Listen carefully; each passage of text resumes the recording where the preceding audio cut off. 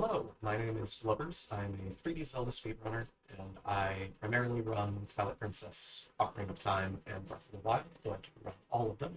And I'm submitting Ocarina of Time at 8%, which is a very quick, dense category. Now, to explain just a few things before we get started, because there is a lot to go over.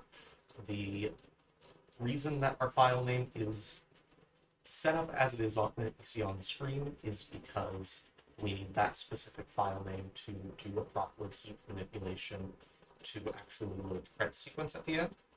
I've done the run and I'm recording this after the fact because it is just so dense that explaining while running is not the easiest thing to do, though it is reasonable. It's better presented with post-commentary or with a commentator live.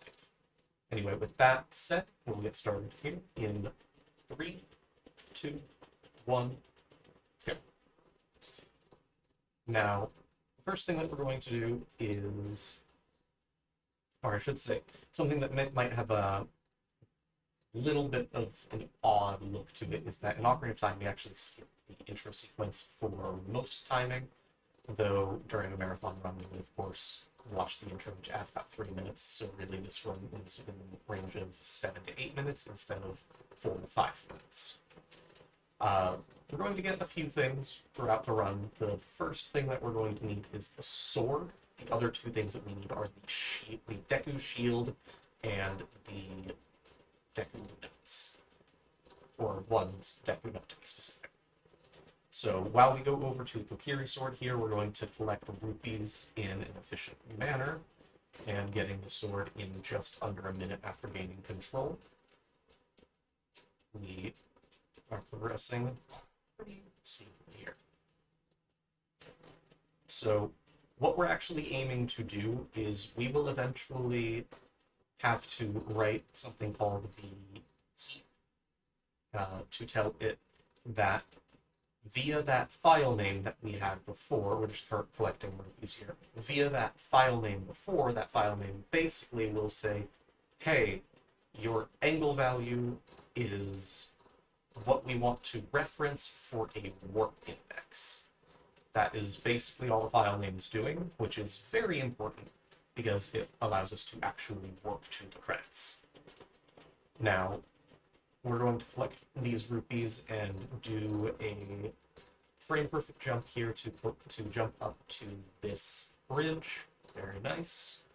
And hop right off. That's just for 5 rupees to get them quickly. More on the heap in a little bit. We're just doing some quick movement around to jump across this bridge here. A little pond to get the 5 rupees from that side, and then 5 rupees from hopping across the rocks there. Jump attacking into the text trigger, which saves a little bit of time, allowing the text to load slightly while jump attacking. After we buy the shield and the nuts here, that is when the heap that I was mentioning before becomes relevant after the final full load of the game. We want to be specific in everything that we do, so and in everything that we load. So the first thing that we're going to do immediately after leaving the shop here, we're going to go over and talk to Mido, doing a side hop just because it's a little bit faster to get over instead of swimming the whole way. And after we talk to Mido, we're going to do something called Return A with a bit of a step.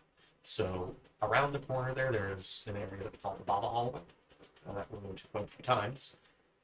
In the Baba Hallway, we are going to get, like I said, something called Return A, where we frame perfectly press R and A on as we get hit by the Baba, like so, locking our camera in a specific manner, and keeping that same prompt on the A button, that blue circle that you see at the top, just says Return Objectives, hence the name Return A. What Return A will allow us to do, it's nothing more than an avenue to get to the next glitch, which is going to be called Walking While Talking, which is what we're doing over here.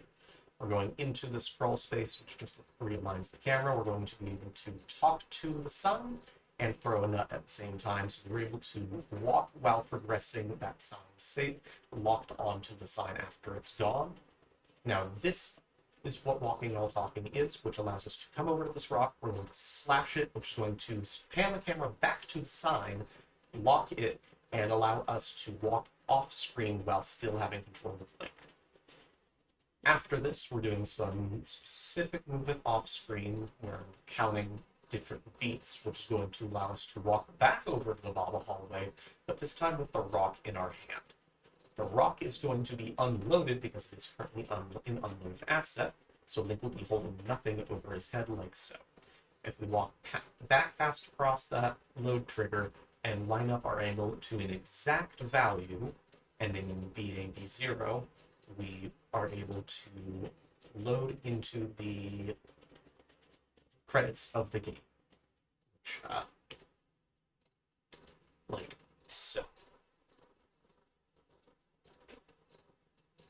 So basically, we did a quick setup with a lot of involved movement to tell the game, hey, we want you to reference the file name, and in referencing the file name in turn says the actual content of your angle value. We want to reference that for a warp index. Then we get an exact value that says, yes, this warp index takes you to the credit sequence. And that is how Ocarina of Time Any% works in a nutshell. Thank you.